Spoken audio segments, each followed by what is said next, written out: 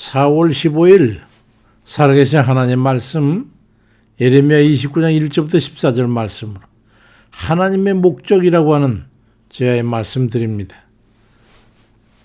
하나님께로 돌이키는 마음을 아십니까? 어떤 마음인지? 고미과와 준비의 대야수를 인간의 조건에 보면은 제2차 세계대전 당시에 가지라고 하는 주인공이 전쟁에 끌려가지 않은 조건으로 해서 아내와 함께 만주로 이주해가지고 그 광업소에서 일을 하게 되면서 이야기는 시작됩니다. 일본군에 의해서 포로로 잡히거나 강제징용된 이들을 한국인과 중국인들 모진 착취와 가혹한 노동에 시달리면서 비인간적인 대우를 받는 걸 보면서 그 심한 정신적, 심적 타격을 받습니다.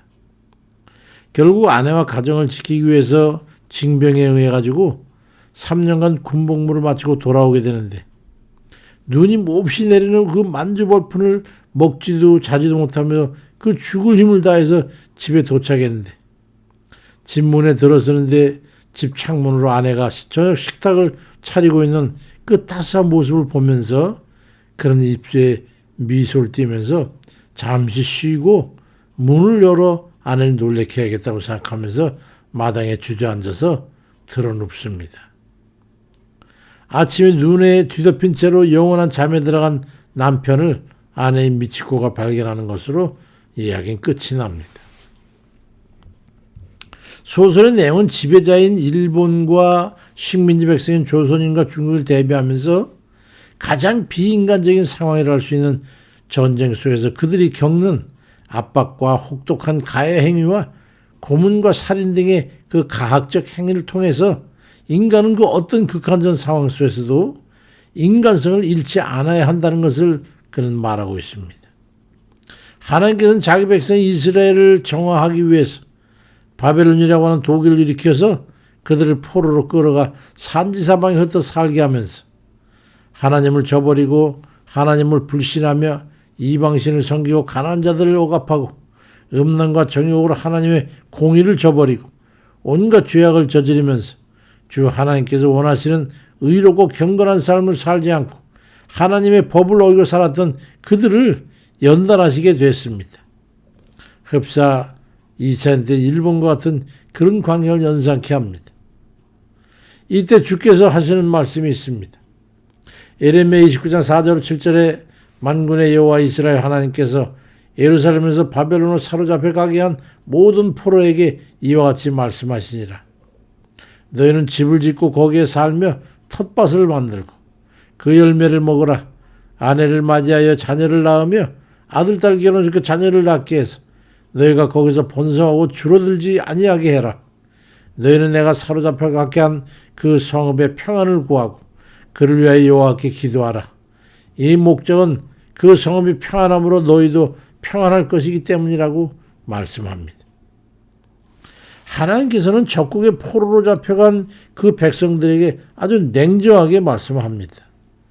너희가 포로기를 바벨론에서 지내면서 왜 진짜 하나님의 뜻에 살지 못했는가를 후회하고 죄악을 뉘우치고 회개하면서 자신들을 돌아보고 어떻게 해서든지 고토로 돌아가야 한다. 그러기 위해서는 오로지 여호와 하나님 신앙으로 정화되고 하나님의 능력을 힘입기 위해서 경건과 기도와 말씀을 준행하는 삶을 살아내야 한다는 것을 깨닫고 실제로 그런 삶을 살아야 할 것이다라는 그런 뜻으로 말씀을 하신 거예요.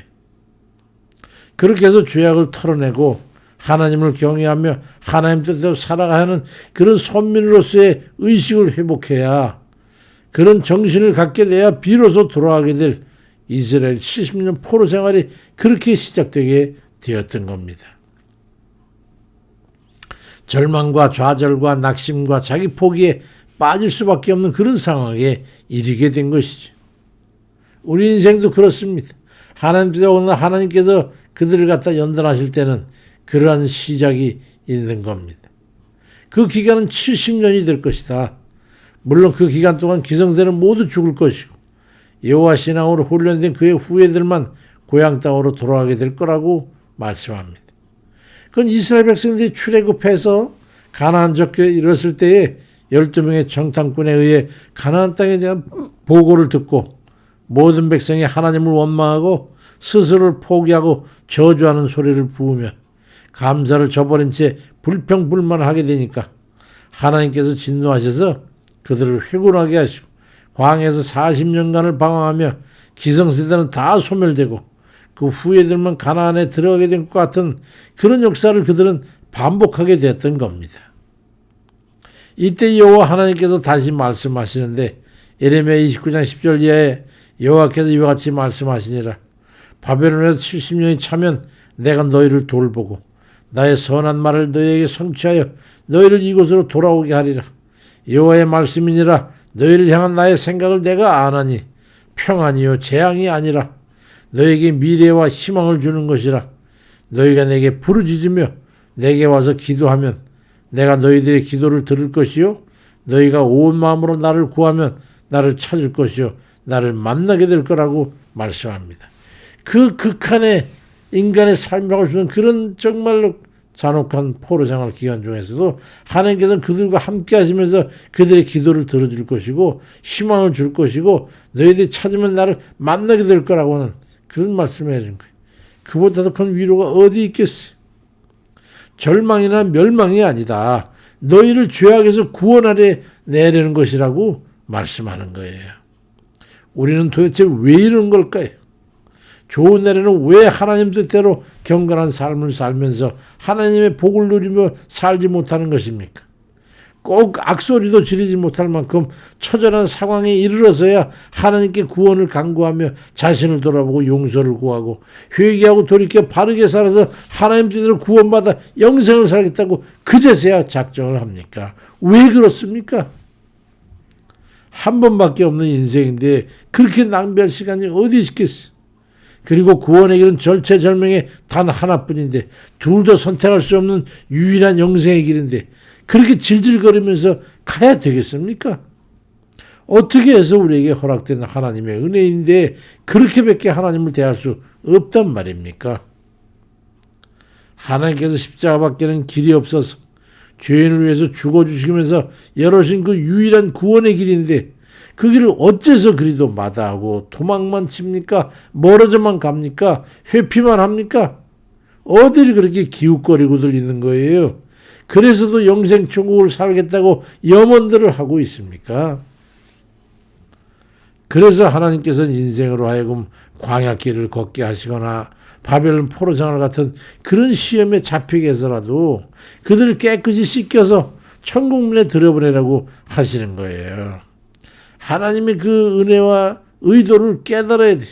그러니 너희를 향한 나의 생각을 내가 아나니 너희를 위한 평안이고 재앙이 아니다. 겉으로 보이는 것만 보지 말아라. 너에게 미래와 희망을 주기 위한 것이다. 너희가 그럼에도 내게 부르짖으며 내가 가서 기도하면 내가 너희들의 기도를 들을 것이고 너희가 온 마음으로 나를 구하면 나를 찾을 것이고 나를 만나게 될 거다. 아무리 어려운 상황에서도 희망을 잃지 말고 나에게 기도하면서 견디고 이겨내라. 그리고 너희들은 정화되라. 그런 뜻이에요. 하나님 뜻을 알아야 합니다. 연단에 들었어도 지금 현재 고통 속에 우리가 들었을지라도 하나님의 부르심을 깨달을 때는 낙심할 게 아니고 절망할 게 아니고 포기할 게 아니고 기도의 길을 열어놓으신 주님의 뜻을 헤아려서 그 상황에서도 기도할 수 있다고 하는 것에 대해서 감사하고 하나님 앞에 자기 자신을 쳐서 그 하나님 뜻에 복종시키면서 주 뜻대로 살겠다고 하는 그런 진실한 고백과 실행을 통해 나아가면서 기도와 간구로 은혜의 삶을 회복하는 그런 이들 다 되시기를 주의 이름으로 축원드립니다. 아멘입니다.